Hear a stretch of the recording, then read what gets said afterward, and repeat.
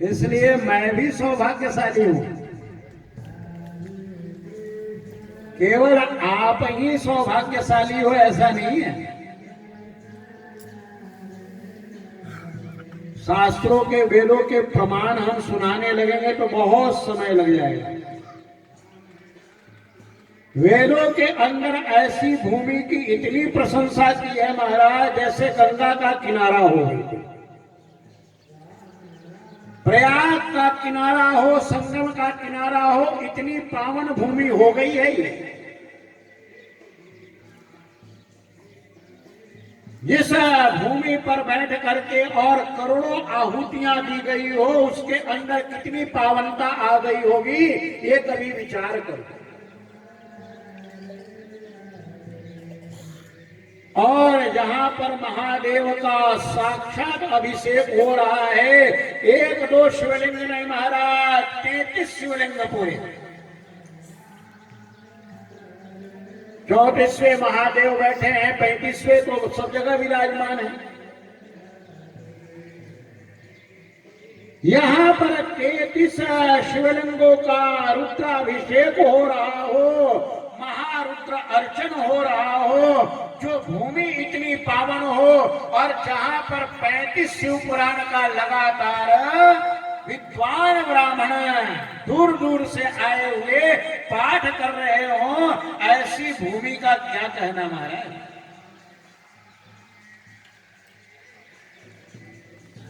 और जहां पर हमारे पंडित जी ने अपनी तपस्या के द्वारा इस तेज को स्थापित किया है, अपना पूरा जीवन लगा करके महाराज, और इस भूमि को पवित्र किया, पावन किया, महादेव की स्थापना की, और तपस्या के द्वारा इतने संत यहाँ पर आए होंगे, इतने सिद्ध आए होंगे, इतने देवता आए होंगे, आप कल्पना नहीं कर सकते।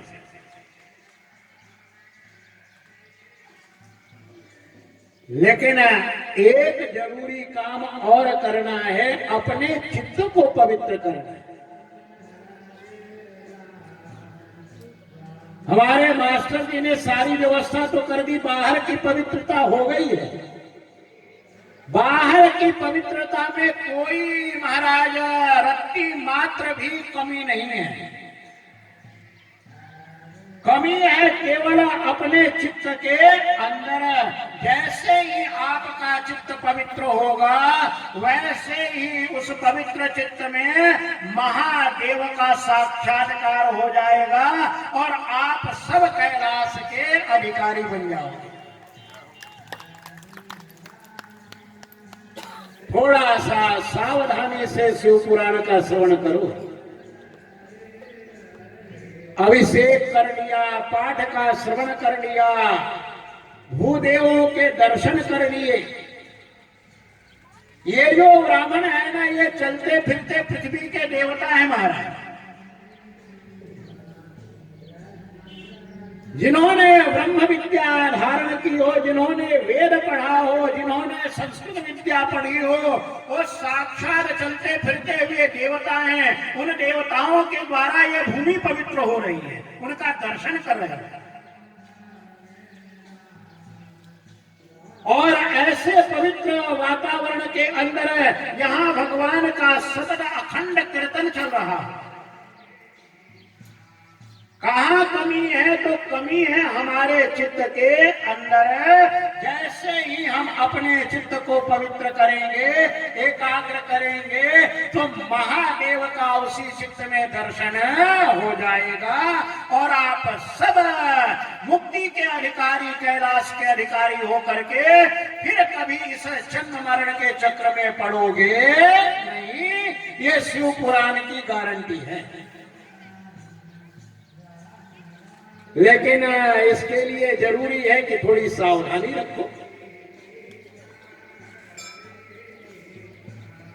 जैसे बाहर की शुद्धि जरूरी है, वैसे अंदर की शुद्धि जरूरी है।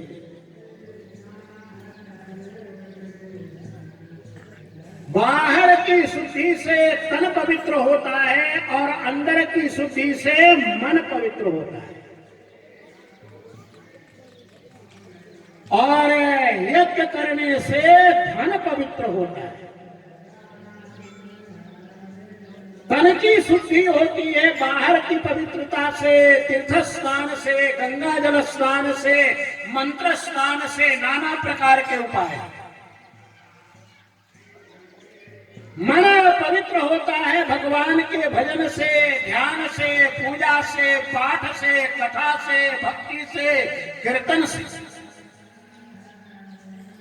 और जो जीवन में कमाया हुआ धन है वह पवित्र होता है दान के द्वारा, यज्ञ के द्वारा, भगवान के पूजन के द्वारा, अभिषेक के द्वारा, अन्न के दान के द्वारा, नाना प्रकार के दान है।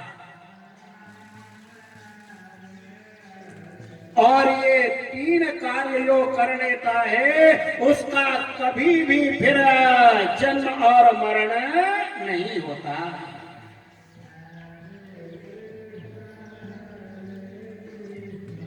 शिव महापुराण की कथा आप श्रवण कर रहे हैं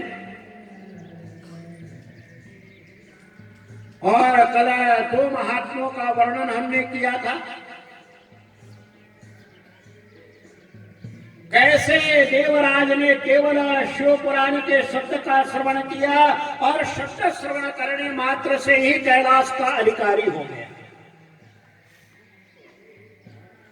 कैसे चंचला ने नियम लेकर के भगवान शंकर का और शिव पुराण का श्रवण किया, कथा का श्रवण किया, शिव महापुराण की कथा का गुणगान किया महाराज, और वह भी भगवती पार्वती की सखी बन गई। और जो उसका पापी पति था बिंदुग, उसका भी उसने कल्याण कर दिया। इसलिए महाराज ये मत समझो पत्नी धर्म करने जाए तो कभी भी उसको रोको मत। कभी भी देव दर्शन करने जाए, मंदिर दर्शन करने जाए, पूजा करने जाए, पाठ करने जाए, दान करने जाए, पुण्य करने जाए, तो कभी भी उसको रोक करके और मत कहो बाद में कर लेना। क्योंकि देखो आदमियों के हाथ से तो जल्दी छूटता नहीं है। माताएं बड़ी कोमल दयालु होती है। कोई घर पर भिक्षुक आ जाए तो आदमी खड़ा होगा ना तो भिक्षुक नहीं मांगता है जल्दी, लेकिन कोई माता खड़ी होगी ना तो भिक्षा तुरंत मांग लेगा। उसको पता है कि माता कुछ ना कुछ दे देगी। महाराज ये माताएं न होती तो महात्माओं का, पंडितों का, व्यासों का पालन पोषण कैसे होता है। तो ये पवित्र पुराण है। पवित्र पुराण के एक एक शब्द, ऐसे तो संपूर्ण पुराण का आप श्रवण कर रहे हो।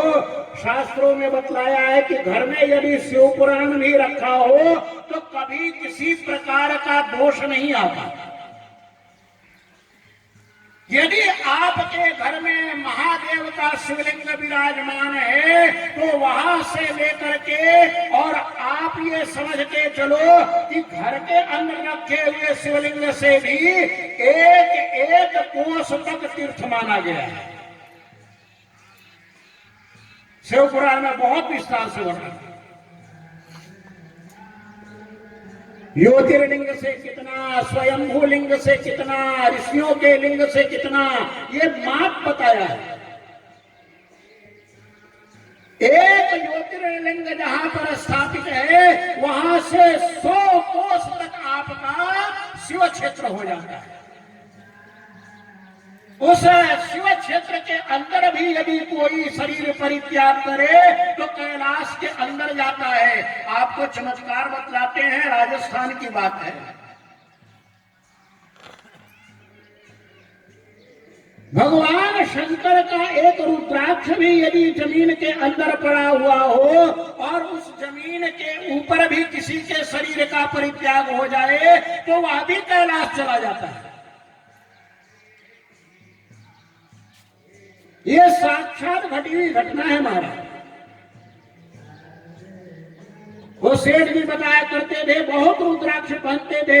एक महात्मा ने कहा, अरे आप पंडित जी हैं क्या? बोले नहीं महाराज, मैं तो वणियों के घर में पैदा हुआ, लेकिन मेरे साथ एक घटना घटी। पहले अपने यहाँ घर में बाथरूम नहीं होते थे, आपको पता ही है, गांव होते थे और सब लोग बाहर जाते थे।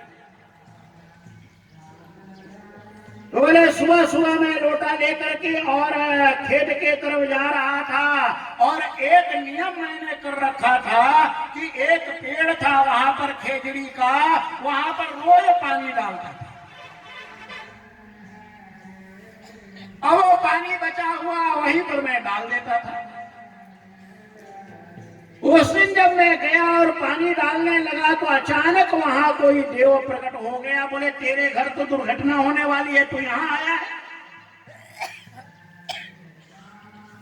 अरे तेरे घर तो बड़ी भयानक है। बोले क्या होगा महाराज, ये तो बताओ।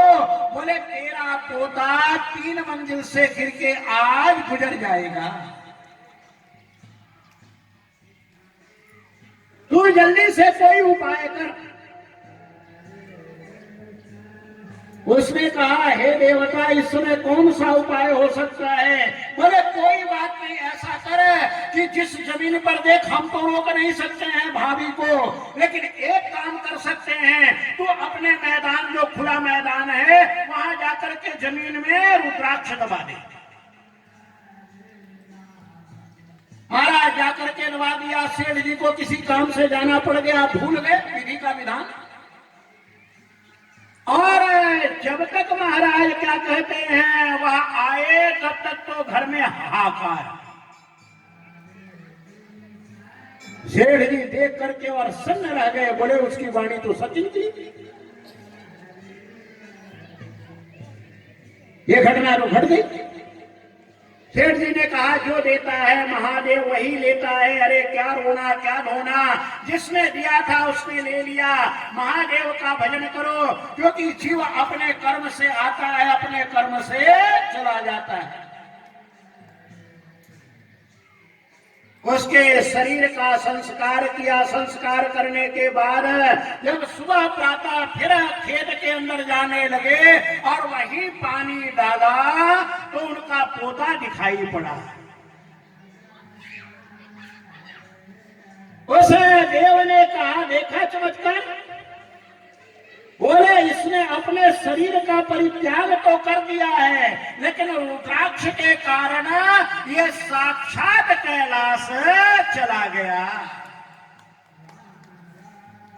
ठीक है तुम्हारा पोता खोया है, लेकिन ये जीव जिस जमीन पर गिरा है उस जमीन पर रुद्राक्ष था। उस रुद्राक्ष के स्पर्श मात्र से वह कैलाश का अधिकारी हो गया। तो जहां पर भगवान शंकर का शिवलिंग है, जहां रुद्राक्ष की माला है, जहां शिव पुराण है, उसकी महिमा का क्या वर्णन कर सकते हैं। इसलिए सावधान होकर के और अब शिव पुराण की कथा में प्रवेश करते हैं। बोलो शंकर भगवान की हर हर हर हर। अब थोड़ा सा कीर्तन आप सुन लो, उसके बाद अब लगातार आपको शिव पुराण की कथा हम सुनाते हैं।